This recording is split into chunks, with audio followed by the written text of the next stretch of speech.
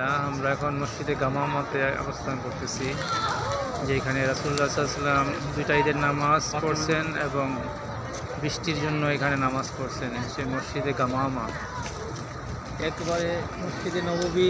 এই যে মসজিদে নববীর ঠিক উল্টা দিকে এই পাশটাতে হচ্ছে মসজিদে গামামা।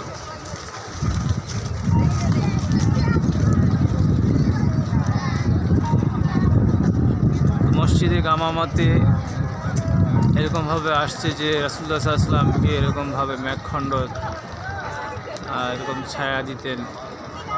এই সে মসজিদে গামামা।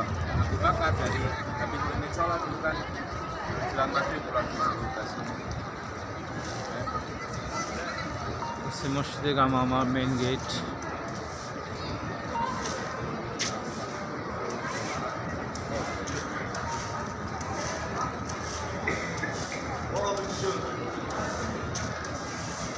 আর এই যে সামনে আরেকটা মসজিদ দেখা যাচ্ছে, এটা যে মসজিদে আলী। আমরা এখানে যাবো ইনশাআল্লাহ।